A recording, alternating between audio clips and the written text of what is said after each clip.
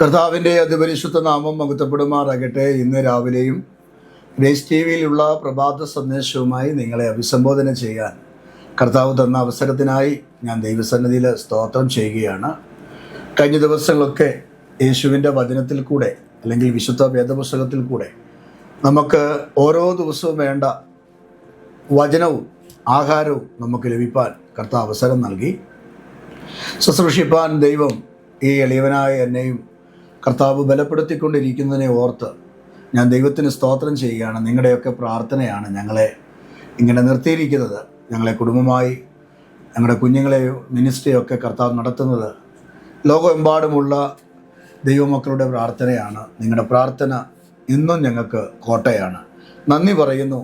നിങ്ങളുടെ മക്കൾക്ക് വേണ്ടി, കുടുംബത്തിന് വേണ്ടി പ്രാർത്ഥിക്കുമ്പോൾ ഈ മിനിസ്ട്രിയിൽ ഞങ്ങളെ ഓർത്ത് നിങ്ങളുടെ കുടുംബ പ്രാർത്ഥനയിലും നിങ്ങളുടെ വ്യക്തിപരമായ പ്രാർത്ഥനയിൽ ഓർക്കുന്നു എന്ന് പലരും ഞങ്ങളോട് പറയുമ്പോൾ ഒത്തിരി ഹൃദയം തുറന്ന നന്ദി ഞങ്ങൾ അറിയിക്കുകയാണ്. പല സ്ഥലങ്ങളിലൊക്കെ യാത്ര ചെയ്യുമ്പോൾ ഗ്രേസ് ടി വിയുടെ പ്രേക്ഷകരായിരിക്കുന്ന സഹോദരങ്ങൾ ഓടി വന്ന് സംസാരിക്കുകയും പരിചയപ്പെടുകയും ചെയ്യുമ്പോൾ അവരിൽ പലരും വാക്കിൽ ഉരുത്തിരിഞ്ഞു വന്ന വാക്കാണ്, പാസ്റ്ററെ ഞങ്ങൾ മിക്കവാറും നിങ്ങൾക്ക് വേണ്ടി പ്രാർത്ഥിക്കുന്നുണ്ട്. അതൊക്കെ കേൾക്കുമ്പോൾ എത്ര സന്തോഷം അറിയാം. ആളിക്കത്തുന്ന തീക്കകത്ത് വെള്ളം വാരി ഒഴിക്കുന്നത് പോലെ ഒരു തണുപ്പാണ്, ഒരു സന്തോഷമാണ് ഒരാൾ പ്രാർത്ഥിക്കുന്നുണ്ട് എന്ന് കേൾക്കുമ്പോൾ. തീർച്ചയായും അങ്ങനെ ഞാൻ നിങ്ങളോട് പറയുന്നു, എൻ്റെ കയ്യിൽ കിട്ടിയ വിഷയങ്ങൾക്ക് വേണ്ടിയെല്ലാം എൻ്റെ പ്രത്യേകിച്ച് ഗ്രേസ് ടി വിയുടെ ഈ 45,000-ത്തിലധികം സബ്സ്ക്രൈബ്സ് നിങ്ങളെല്ലാവരെയും ഞങ്ങൾ ഓർത്ത് ഇന്ന് ഞങ്ങൾ പ്രാർത്ഥിക്കുമ്പോൾ ഓരോ സബ്സ്ക്രൈബ്സിനെ അനുഗ്രഹിക്കണമേ എന്ന് പറഞ്ഞ്, പ്രത്യേകിച്ച് ഈ ശുശ്രൂഷയിൽ അറ്റൻഡ് ചെയ്യുന്നവരെ, കേൾക്കുന്നവരെ, നിരന്തരം കേൾക്കുന്നവരെ അനുഗ്രഹിക്കണമേ എന്ന് പറഞ്ഞ് പ്രാർത്ഥിക്കാറുണ്ട്. തീർച്ചയായും നമുക്ക് ഒരുമിച്ച് അങ്ങോട്ടും ഇങ്ങോട്ടും പ്രാർത്ഥനയിൽ ഓർക്കാം. ദൈവം നിങ്ങളെ അനുഗ്രഹിക്കട്ടെ എന്ന് പ്രാർത്ഥിക്കുന്നു. പലപ്പോഴും നമ്മൾ ചിന്തിക്കുന്ന ഒരു ചിന്തയാണ്, എന്തുകൊണ്ട് എൻ്റെ പ്രാർത്ഥന ദൈവം കേൾക്കുന്നില്ല? എങ്ങനെ പ്രാർത്ഥിക്കണം? എങ്ങനെയാണ് പ്രാർത്ഥിക്കേണ്ടത്? ഇന്ന് അതുമായി ബന്ധപ്പെട്ട ഒരു ടോപ്പിക്കാണ് തരാനായിട്ട് ആഗ്രഹിക്കുന്നത്. എങ്ങനെ പ്രാർത്ഥിക്കണം? ഒരിക്കൽ യേശു കർത്താവിനോട് ശിഷ്യന്മാർ പറഞ്ഞ ഒരു കാര്യമുണ്ട്, അങ്ങ് ഞങ്ങളെ പ്രാർത്ഥിക്കാൻ എന്ത് ചെയ്യണം?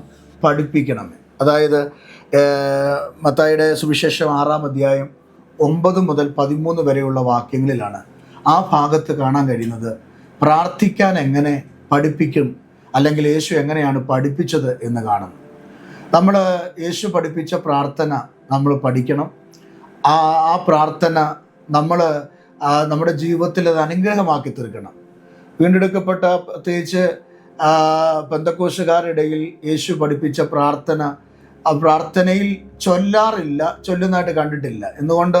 പ്രാർത്ഥന അത് അംഗീകരിക്കുന്നില്ല എന്നല്ല, യേശു പഠിപ്പിച്ച പ്രാർത്ഥന ചൊല്ലാത്തത് കൊണ്ട് അതിനെ വെറുക്കുന്നു എന്നല്ല, അത് ചൊല്ലുന്നില്ല എന്ന് മാത്രമേ ഉള്ളൂ. ഒരു ചിട്ടയായി, ഒരു ക്രമമാക്കി, ആരാധനയുടെ ക്രമമാക്കി മാറ്റുന്നില്ല എന്ന് ഉള്ളൂ.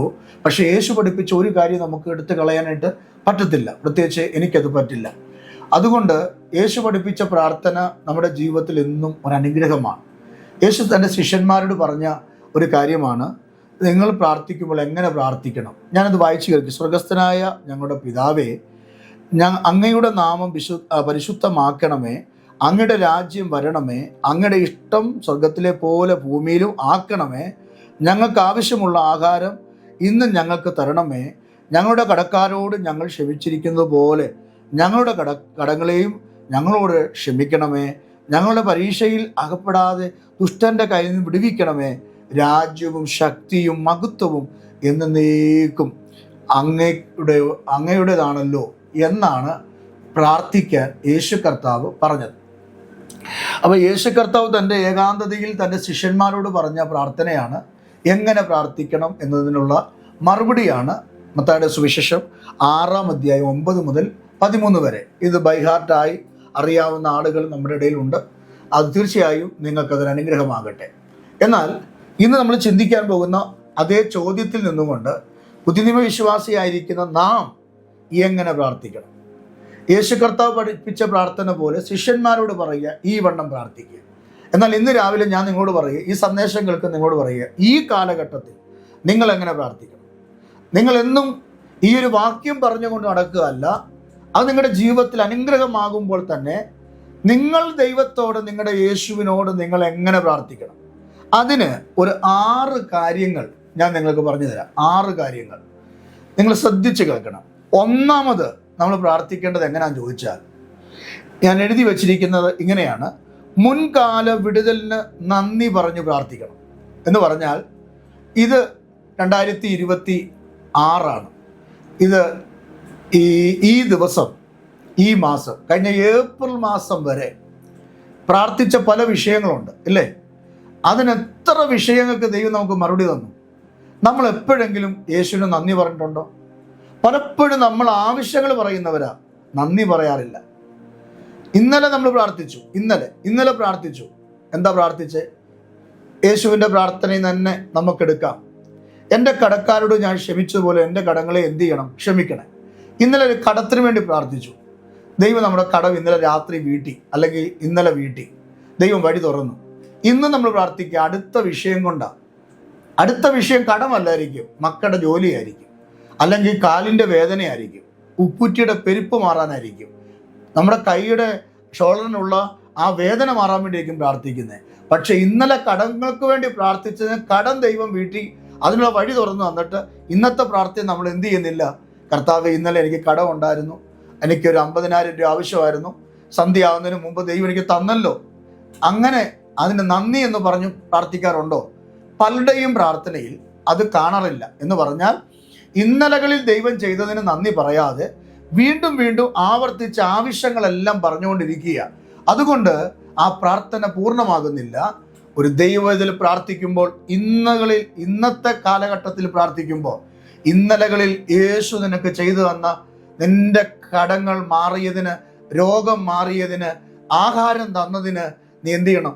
നന്ദി പറഞ്ഞിട്ട് വേണം ഇന്നത്തെ പ്രാർത്ഥന ആരംഭിക്കാൻ. മനസ്സിലായല്ലോ? അതുകൊണ്ട് വേഗത്തിൽ ഞാൻ പോകുക. അപ്പോൾ ഒന്ന് എന്ത് ചെയ്യണം? മുൻകാല വിടുതലിന് നിങ്ങൾ എന്ത് ചെയ്യണം?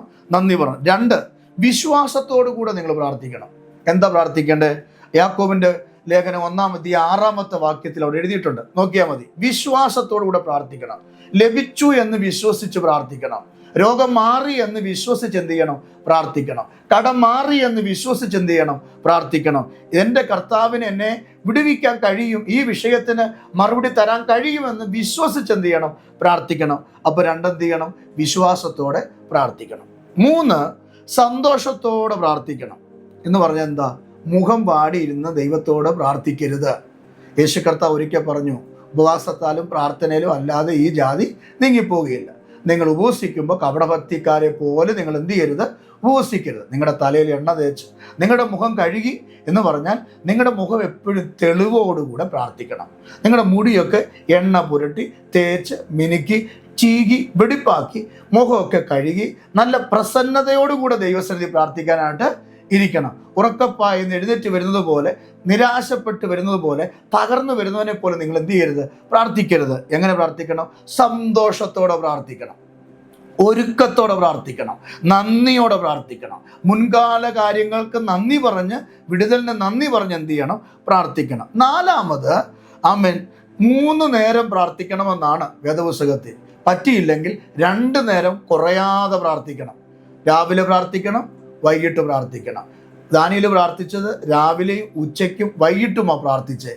നമുക്ക് 3 നേരം നമ്മുടെ ജോലി തിരക്കുകൾ കൊണ്ട് പറ്റുന്നില്ലെങ്കിൽ രാവിലെ പ്രാർത്ഥിക്കണം, വൈകിട്ട് പ്രാർത്ഥിക്കണം.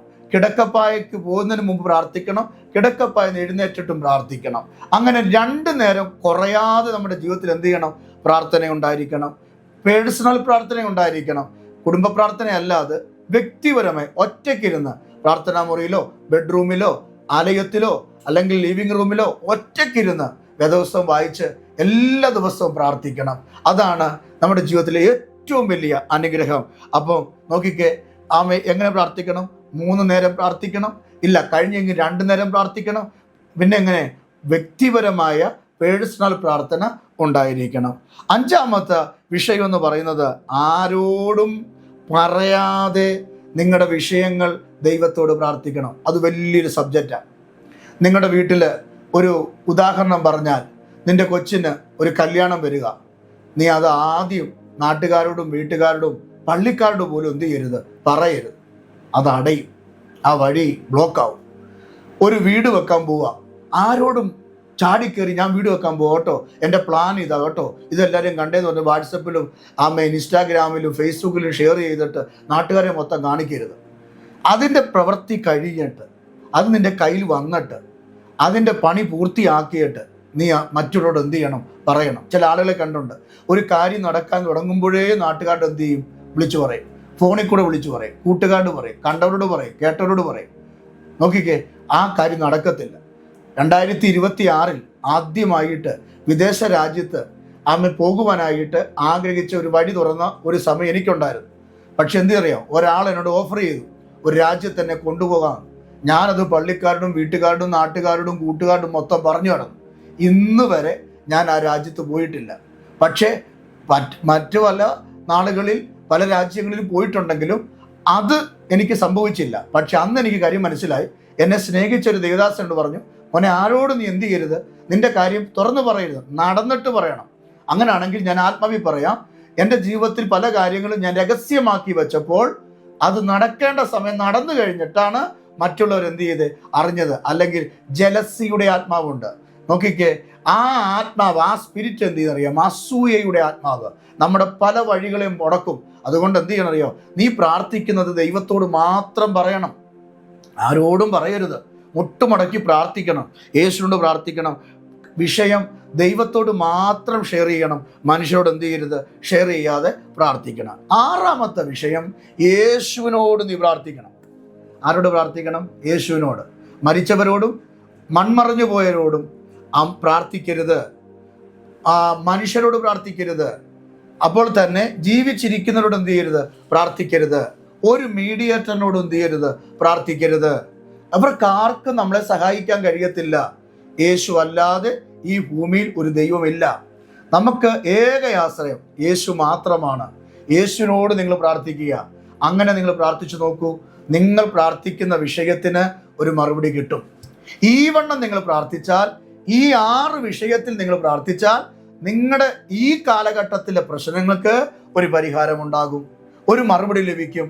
അതുകൊണ്ട് യേശുവിനോട് ചോദിച്ച ശിഷ്യന്മാരുടെ ചോദ്യങ്ങൾക്ക് യേശു മറുപടി കൊടുത്തതുപോലെ ഈ കാലഘട്ടങ്ങളിൽ ജീവിച്ചിരിക്കുന്ന നിങ്ങളോട് യേശു തന്നെ എന്നിൽ കൂടെ പറയുകയാണ്, ഈ 6 കൂട്ടം നിലയിൽ നിങ്ങൾ പ്രാർത്ഥിച്ചാൽ നിങ്ങളുടെ കണ്ണുനീരിന്, നിങ്ങളുടെ പ്രാർത്ഥനയ്ക്ക് മറുപടി കിട്ടും.